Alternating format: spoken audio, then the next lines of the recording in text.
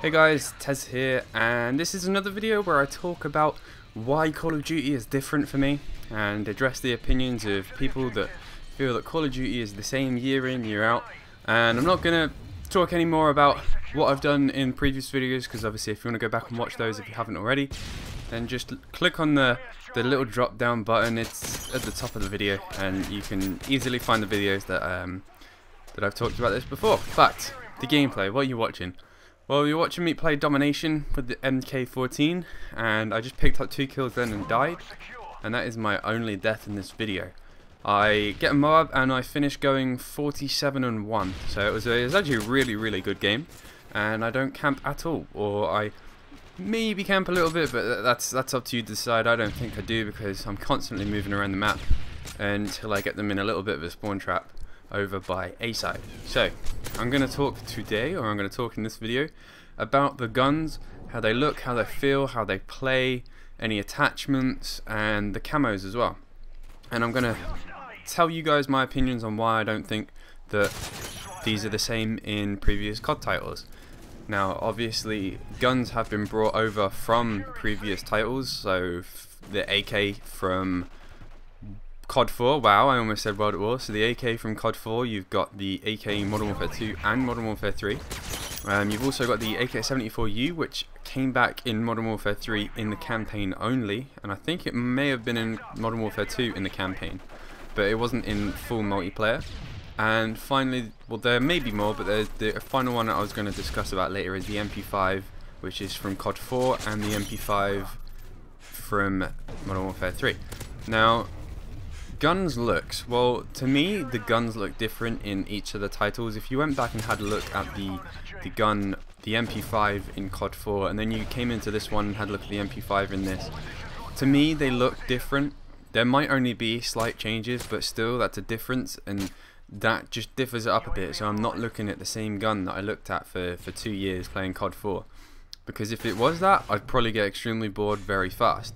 But in my opinion they're different, and as well as the visual changes of the guns, they also sound different. If you go back and have a listen to a CoD 4 AK, and then if you go and listen to a Modern Warfare 2 or a Modern Warfare 3 AK, they sound completely different. And when a gun sounds different, it's not like the old one, so it's a new feeling, it's a new sound, and you're not already bored to death listening through it or to it for so long.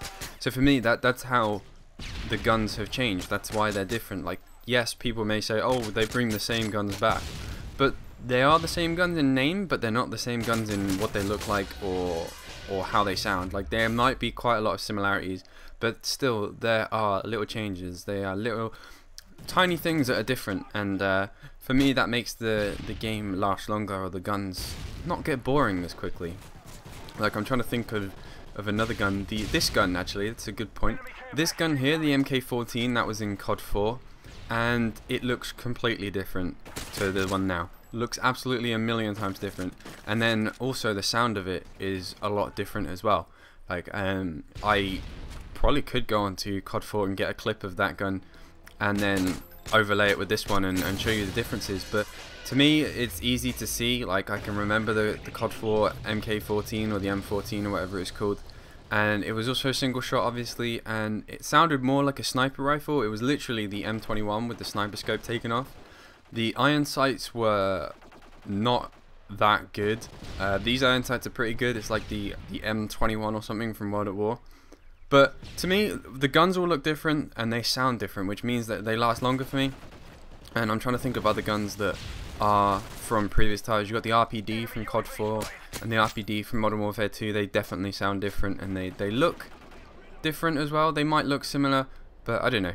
That's just my opinion, and for all the people that say Call of Duty is the same, they always say, oh, well, the guns are all the same, and the maps are all the same, and the game modes are all the same, but obviously my opinion's different. So the recoil on guns, like, if you have a look, if you go back and have a look at the AK-47 from CoD 4, that gun recoiled a fair amount.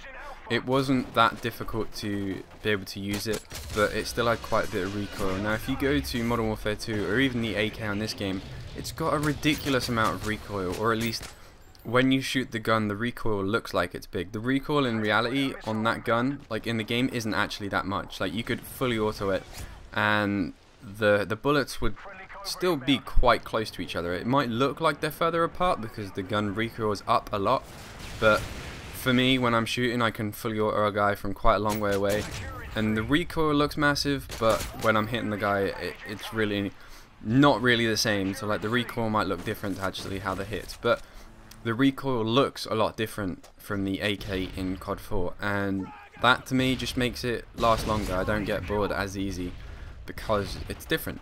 So I don't really know what else to talk about in regards to guns and how they're different, because I think I've repeated myself quite a few times in this and don't want it to get boring.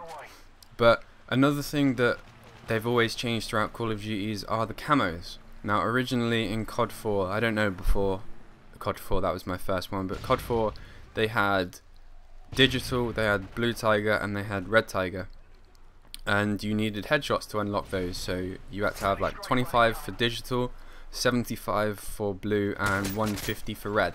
And then after you've got all the guns in red camo on a certain gun class, then you unlock a gold camo just for one gun though. And I think the gun for the assault rifle category was the AK, and then submachine guns it was the mini Uzi, which incidentally was the worst submachine gun in that game.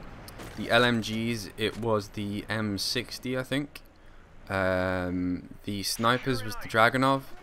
The shotguns was the M1014 I believe, and those are the only 5 classes that were actually in CoD 4. Now obviously World at War didn't have any gun camos, and the reason behind that was because you could actually shoot people's arms and legs off with certain guns. Like if you shot them with the, I can't remember the sniper's name now, but if you shot them with the sniper, I think it was the PTRS, if you shot them with the PTRS you could actually like blow their arm off.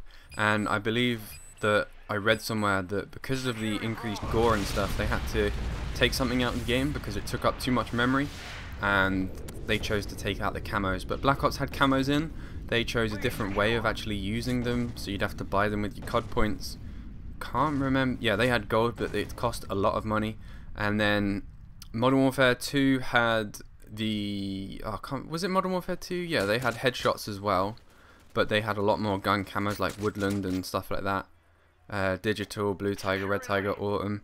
They didn't have any gold guns in that. And then this one, you rank up your gun. So the way to get camos on your gun is also different, and it has been in each Call of Duty. So that's another thing that it's completely new and different in every single one.